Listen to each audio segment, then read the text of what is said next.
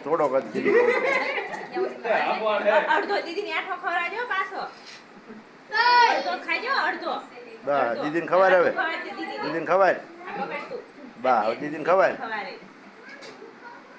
હા દુકાનનો ભાવ તો